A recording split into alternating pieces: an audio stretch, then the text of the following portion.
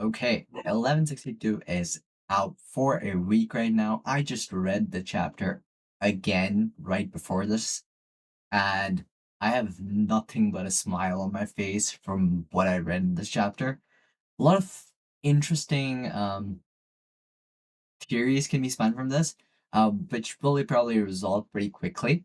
But it is basically a very interesting chapter. A lot of abilities have been shown here again that we have recently been introduced. Um, and hopefully we get answers about those abilities soon because Luffy and the crew are also kind of like facing a lot of these abilities. All right, so the chapter starts with the Roger Pirates helping Rayleigh take Shaki away. Basically, they're basically holding off the entire army just so that Rayleigh can get Chucky out. We also kind of see a little bit of a thing with the Rayleigh trying to confess his feelings for Chucky, but Chucky already knows. Um, and this is like a very meet cute thing over there. We also see Shiki really mad that the Roger Pirates got to save Chucky before them. So, but he doesn't want the rest of the crew to shoot the Roger Pirates because that would hurt Chucky. So he's kind of like come to a kind of like an understanding about his situation over there. Um, Moving on, we kind of see that we kind of break away from the situation to Ivankov and Kuma, Ginny, and everybody, and they basically found all the devil fruits, and they basically are just like, let's get of devil fruit power so that we can at least have a chance of surviving this. And this scene just pissed me off because Big Mom punched Ivankov. Oh my god. If I did not hate Big Mom enough so far, she just adds to her dictionary of things to hate her about. Anyway, she punches Ivankov. That pissed me off so much. But before, and she was basically going to get Kuma as well. But before Big Mom could get Kuma, he eats his devil fruit. And what a devil fruit to eat. Now, I don't know why, like, when Kuma's devil fruit is so interesting that Kuma ate it at that exact moment, primarily because of the situation they're in. It's the perfect devil fruit for anybody on that island who wants to get out, and I'm so glad that Kuma just happened to eat the most perfect devil fruit in existence for that situation. It's insane that he ate the best possible devil fruit. And in the hands of one of the best people in the world of One Piece. We then kind of see that Garp actually finds out about the human hunting festival and the fact that it is actually happening. He probably had just thought about it being a figment of like of the celestial dragons that didn't happen. But clearly this information was hidden from Garp. Not so hidden that he didn't know some semblance of it happened, but he just probably didn't know the scale. Kind of mad at Garp for that as well. Like, hey, I get it. Like, you don't know, but if you given the kind of person he is, he should have definitely looked a little bit more into the situation and tried to find the island where they were. But maybe it's like something high level and he never could get access to it and he had to stay within the confines of the Navy for that. So not really sure about that. Um Next, all right, so Garp is seriously mad about that, and I can see why he is. This is starting to blend into I the real thing that happened in God Valley. I'm starting to understand a little bit of it, but we'll jump to it towards the end. We then kind of cut over to uh Zebek and Eris running away from Garling and Shitface and the other guy, the woman knight. I don't know her name. I actually really don't know her name. So yeah, anyway, and we can see like these monsters, like the devil people in the back. And we eventually find out these are other members of the Davy clan who had that Domi reversey thing happen. I don't know if that's. I think that is the name of the ability because that's the same ability being used in Elbaf right now with the giants to convert them into these kind of like menacing creatures.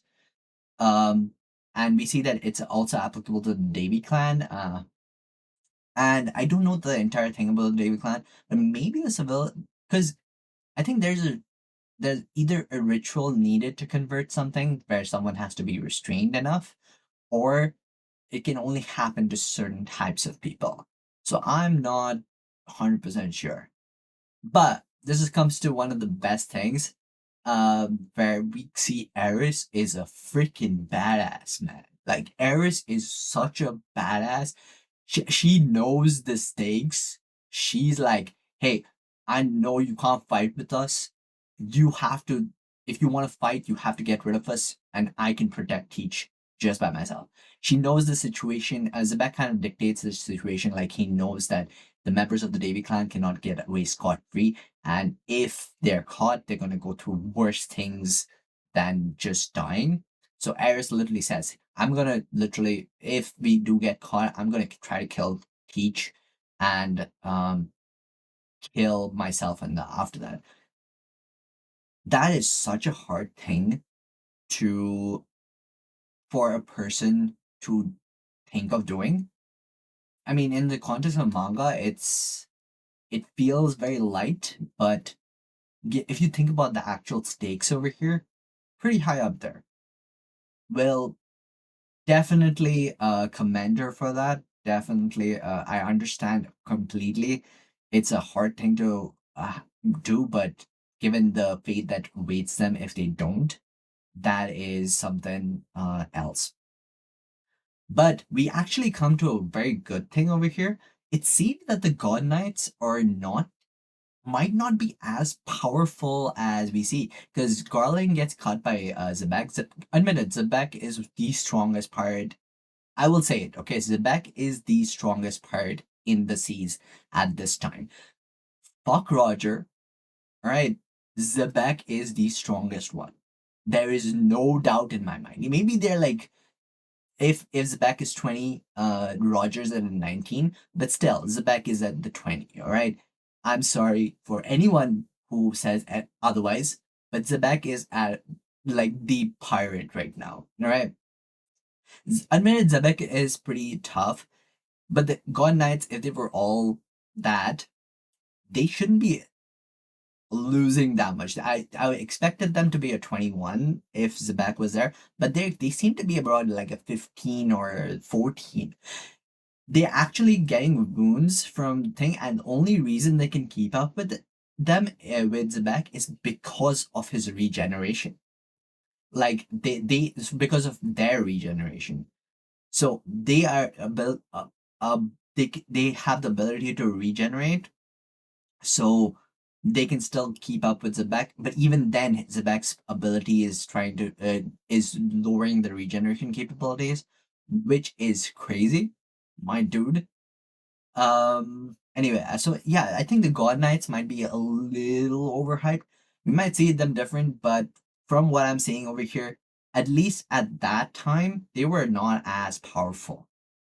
And that's all I have to say about that. Um, we also kind of see that there's something going on with the Davy clan. Like obviously we kind of know that Davy clan is going on, but there's something, especially their monsterizations through Domi suggest that there's something about the Davy clan that really makes them good tools for the celestial dragons, which means they're in general powerful. We see that Zebek eventually caves into Eris's demand and lets them go. And again, over here, Lelouchia is brought up. Now, Lelouchia, if you guys don't know, is the island that got erased by Emo recently in the current timeline. All right. Um, and because Lelouchia, this is so weird. Because why is this island continuously popping up? Why Lelouchia? What is up with Lelouchia? And the thing is, the island is also gone at the moment, so we don't even know what's going to happen over there. Um, so We start with Zebek and Garling, and basically this fight starts. Meanwhile, we kind of cut away a little bit, and we see that Big Mom has actually gotten her hand on the fish food model dragon, uh, and she wants to save it for Katakuri, but Kaido literally comes and whacks her and just chomps the food down, and therefore that's where he gets his dragon food. Kind of hate Kaido in general for what he has done in Wano, but at this point, Kaido is just like good at this point. Like good. There's a scene that comes up to the end that made me appreciate the guy, even though I cannot forgive him for Wano at all, like at all. But by the end of this chapter, he did something pretty cool that we're gonna get to. All right. We also see that we kind of cut away from this to Eris and a dragon trying to save Shanks and Teach, and they kind of have the same mention that like, hey, I'm not going to let anything happen to you. Let's try to save you, which is a great contrast given the fates that they're going to end up with. I kind of feel bad for Eris. I don't know how it's going to go for her, but I hope it goes somewhat well because we know Teach is alive, but there was something that actually did to something snapped in Teach's head to make him the monster he is right now. Um, so I don't really know. I really hope Eris survives. Eris is starting to like she's been here for like 3 chapters, and I'm starting to like her so much more than most of the other characters. Um. So once we get past that, we kind of go and see a little bit of the Navy's cruelty. We kind of see why Garp is so mad at them. We kind of actually see Garp being completely mad at the Navy for allowing this to happen. Like he's so confused. Like his sense of justice itself seems to be convoluted. And he finds no meaning in what's happening in Lelouchia. Sorry, not Lelouchia, God Valley. Um, and we can see instance of the Navy's cruelty to any nations that aren't part of the world government, where they literally bombard a ship carrying people from God Valley out of that, and they just kill innocent civilians. Like it's, I don't even know. Maybe most of it is just following orders, but even then, man, there are just some things you just don't do. Um, so while everything happens, we see Kaido is turned into a dragon form, and we kind of break away into a conversation between Saturn and Emu. Now, Emu basically going at Saturn, "Hey, did you kill all the members of the Davy clan?" And Saturn kind of like says that, no, but and a lot of things are going out of our expectations. So and he's kind of scared. He seems to be scared of something. He's like something is going to happen if things don't settle down. Um, and we kind of see that there is like a strange air belt around him. Meanwhile, we actually see Kuma start using his ability to get people off the island. My God, man, Kuma as a kid himself was such a savior. Like a child is literally saving these people who are literally one somewhere to be other than freaking God Valley. And it's a beautiful thing to see that Kuma is such a caring person from the get-go. Beautiful. Um, so after this, we kind of see a situation where Zebek. This is the reason why I'm saying the God Knights might not be as powerful because Zebek alone, even though top pirate, don't get me wrong, he's still the top pirate of the time. He still managed to beat all the God Knights. Still managed to beat them. Like I don't know if this is a testament to Zebek's powers or just the weakness of the God Knights. Because I honestly like this scene just made me think the God Knights are not all that hype. They just have the ability to regenerate, so they can basically do that, and that's why they're considered more stronger. But it's definitely not it. So after Zebek has beat the God Knights, we kind of see a lightning flash over here, and we see Roger, Zebek, and Shanks kind of.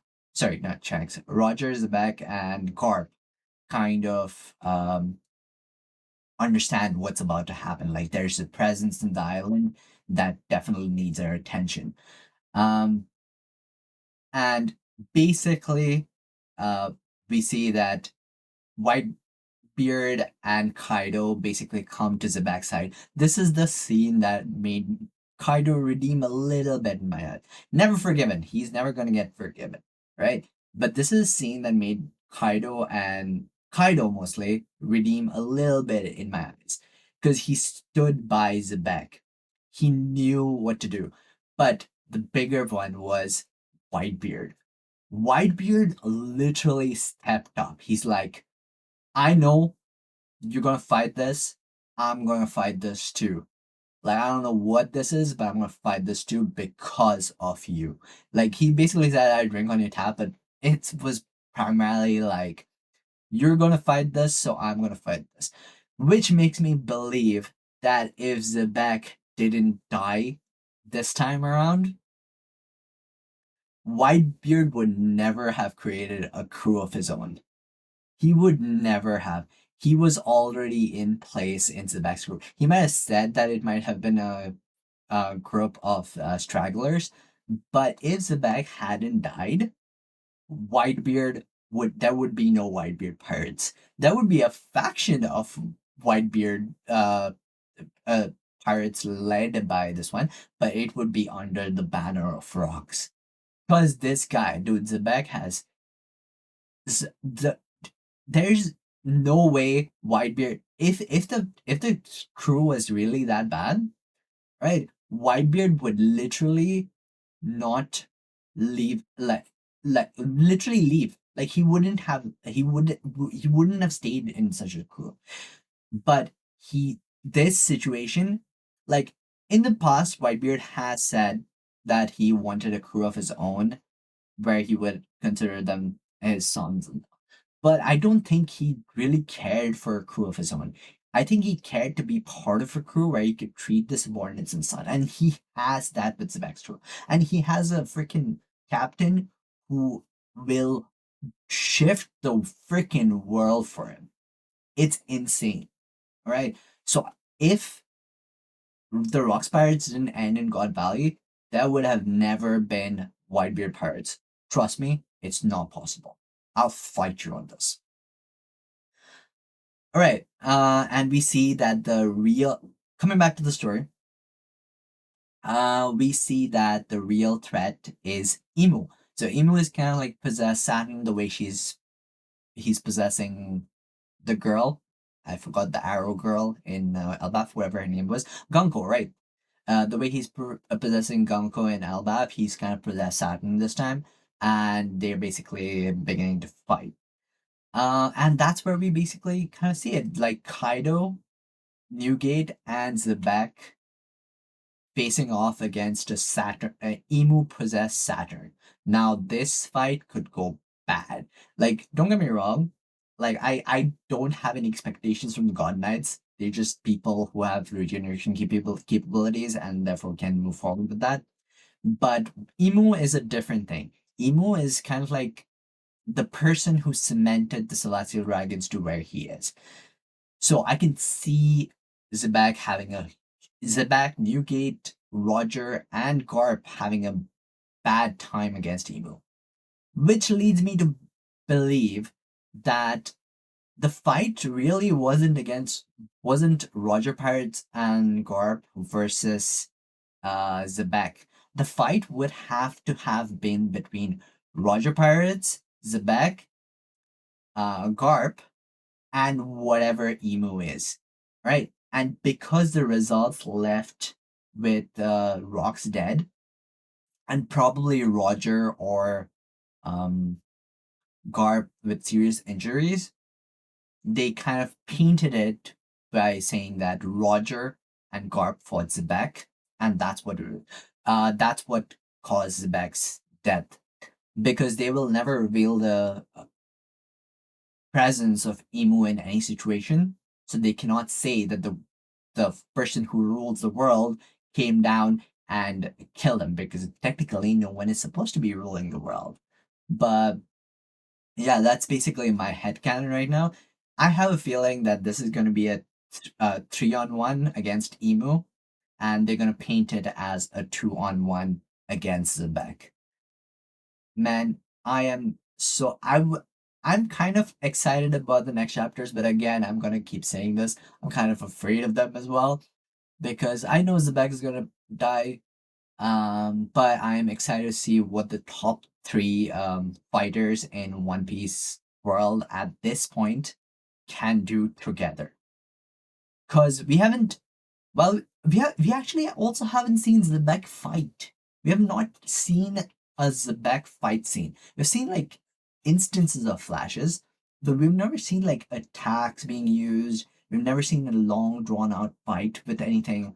So I would love to see what goes about over here.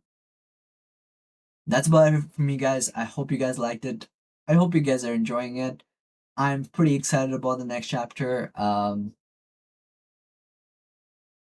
I have nothing else to say. If you guys did like it, consider leaving a like down below and subscribing to the channel. We're gonna do more One Piece content, obviously, but we're gonna try to diversify into other anime. There's a bunch of other anime that's coming out or have come out that I'm dying to talk about. So hopefully we get to those anytime soon. That's about it. I'll see you guys in the next one.